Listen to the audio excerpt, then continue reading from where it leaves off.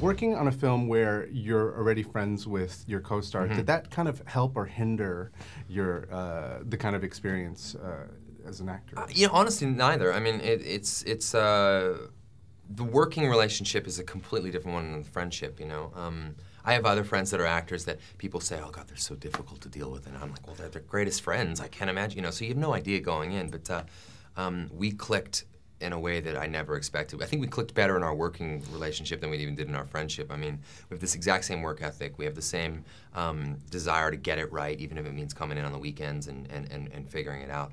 But above all, we have that intangible sort of the thing that's most difficult to articulate, which is chemistry, and it's either there or it's not. And thank God it was there. It was there from the get-go, and because of it, we used it in every second. There's a rhythm that you guys seem to kind of flow on the same, you know, wave, and I'm just like, I don't know, because I don't know, what's it like working with her, and her comic timing is this kind of, is genius, and you match it, and it's really fun to watch. Yeah, so. I noticed some things in this movie that some apparitions that happen that would typically never happen in any other films, which is that we can do scenes together and not really look at each other, but feel each other in the scene, and I loved that. I mean, in this movie, there's a lot of two shots. There's very little camera trickery. Scenes aren't really edited together as much as they are just allowed to play in two shots. You see these two people really enjoying each other and interacting in a great way. So that was the greatest gift to this whole movie, was just having that dance partner every day.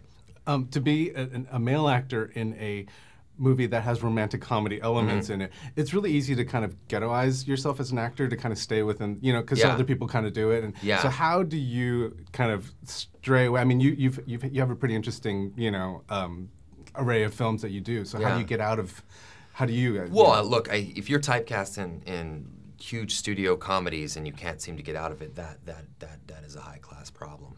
And if you are bemoaning that, you're, you know, an unfettered asshole.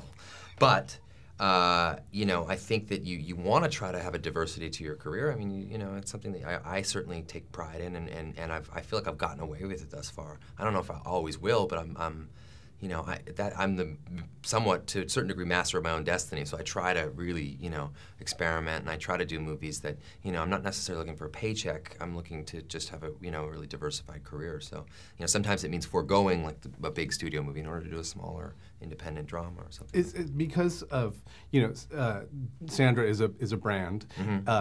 Do you find that because don't want to diss it, but like you're not on this crazy like level, you know, so does that make it easier for you to take chances with the roles that you're doing? I mean, and I wouldn't really say that Sandra's a brand. I feel like we have a very similar taste in our careers. I mean, she seems to go into dramas and comedies and sort of wander through every kind of genre that you could go through.